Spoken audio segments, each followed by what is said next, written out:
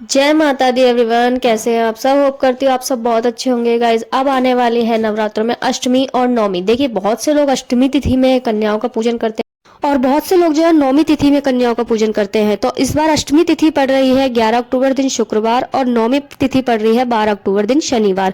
तो इस तरह से अष्टमी नौमी इस बार पड़ रही है। पूरे 9 नवरात्रे हैं इस बार माँ के। और देखिए अगर आप अष्टमी तिथि में कन्याओं का पूजन करते हैं तो माँ की चौकी को आप अष्टमी तिथि में ही बढ़ा सकते हैं शाम के समय में। अगर आप नौमी तिथि में कन्या पूजन कर रहे हैं तो आपको अगले दिन यानी कि 10वीं तिथि में चौकी को बढ़ाना है। तो ऐसा इसलिए होता है क्योंकि 9वां दिन जो है शुभ नहीं माना जाता किसी को विदा करने के लिए। तो माता रानी को आप 9वें दिन विदा ना करें। 10वीं तिथि में सुबह सुबह आप नहा धोकर पूजा जब करने जाते हैं तो उससे पहले आप चौकी को बढ़ा सकते हैं। उसके बाद आप पूजा वगैरह कर सकते हैं।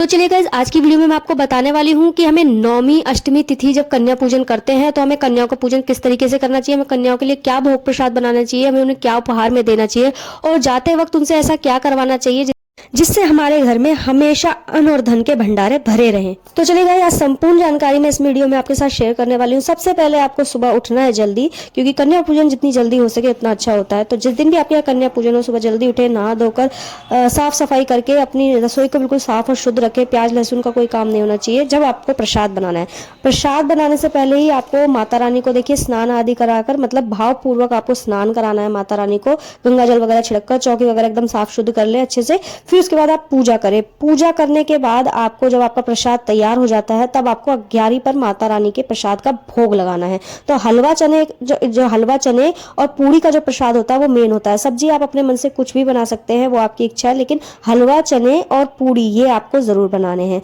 तो देखिए सबसे पहले आपको 11 वैसे ही करनी है जैसे रूटीन में आप करते चले आए हैं 9 दिन। सबसे पहले आपको भोग प्रसाद में मतलब लौंग का जोड़ा और बताशे का ही भोग लगाना है, क्योंकि 9वां दिन भी आपका व्रत में माना जाता है। तो पहले आप लौंग का और बताशे का भोग लगाएं, उसके बाद आप प्रसाद जो आपने बनाया उसका भोग लगाएं। तो देखिए आपको पूजा करने के बाद ही नारियल को जो है उठाना है, मतलब जब बढ़ाना है आपको नारियल, जब आप आरती कर ले उसके बाद आपको नारियल बढ़ाना है। नारियल को फोड़ना है, मतलब तोड़वा लें किसी घर में जेंट्स से।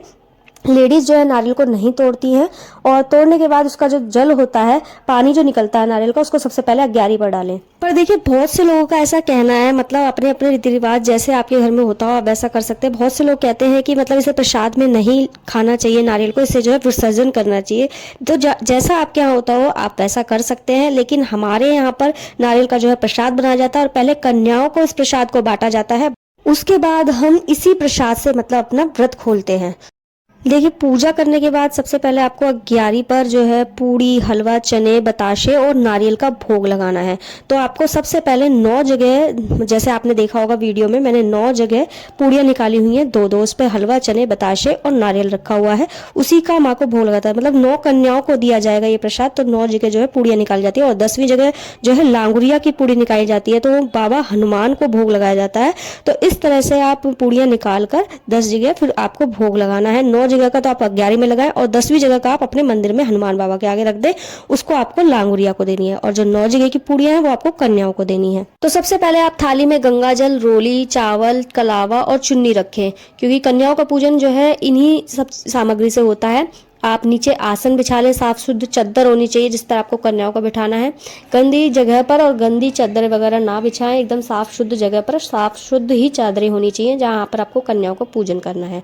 तो यहाँ पर देखिए मैंने प्लेट भी लगा ली है कन्याओं के लिए। उसमें एक फल जरूर आपको रखना है, फल के बिना आपको नहीं भेजना, मतलब कन्याओं को फल जरूर दें। कोई भी फल दे सकते हैं, वो आपकी इच्छा है।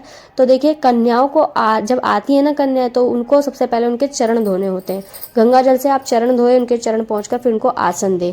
और मैं आपको ये भी बता देती हूँ कि 2 वर्ष से 10 वर्ष तक की कन्याओं का ही पूजन करें, क्योंकि देखिए बताया जा रहा है हमारे देवी पुराण में कि 2 वर्ष से 10 वर्ष तक की कन्याओं का ही पूजन होता है। 1 वर्ष की कन्या को कन्या पूजन में नहीं बिठाया जाता, क्योंकि 1 वर्ष की जो कन्या है वो स्वाद नहीं जानती है, इस वजह से उसको नहीं बिठाया जाता।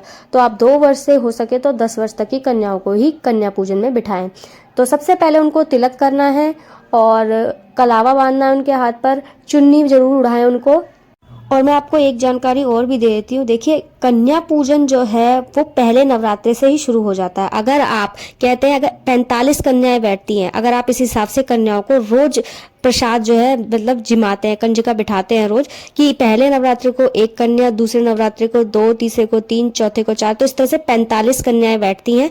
अगर आप 45 कन्याओं को जिमाते हैं तो आप एक अम्बा यज्ञ संपन्न करते हैं अपने हाथों से। और हमारे देवी पुराण में यहाँ तक भी लिखा गया है कि जो 2 वर्ष की कन्या होती है और 10 वर्ष तक की कन्याओं को मतलब नाम दिए गए हैं कि 2 वर्ष से 10 वर्ष तक की कन्याओं के नाम क्या होते हैं।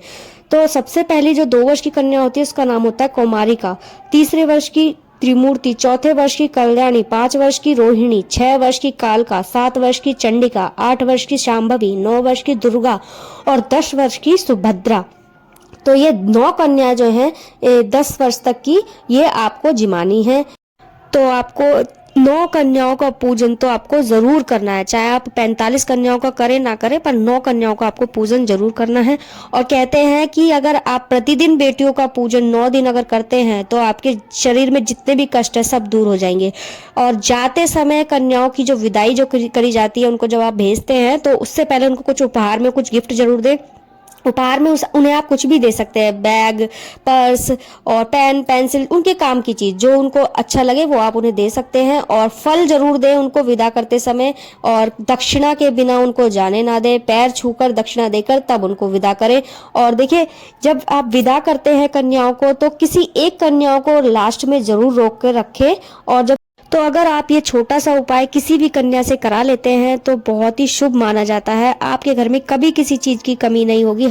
तो अगर आप इस तरह से माता रानी की विदाई करते हैं तो माता रानी हमेशा आपके घर में अन्न धन के भंडारे भर कर जाएगी। तो चलिए गाइस, करती हूँ मैं वीडियो का एंड। अगर आपको मेरी आज की वीडियो और आज की दी हुई जानकारी अच्छी लगी हो तो प्लीज वीडियो को लाइक, शेयर, कमेंट करना बिल्कुल ना भूले। चैनल को सब्सक्राइब जरूर करें गाइस, क्योंकि मैंने आपको बता दिया है अब जो वीडियो आएंगी वो बहुत अच्छी अच्छी जानकारी वाली होंगी। तो चलिए मिलती हूँ नेक्स्ट वीडियो, तब तक के लिए राधे राधे, जय माता दी।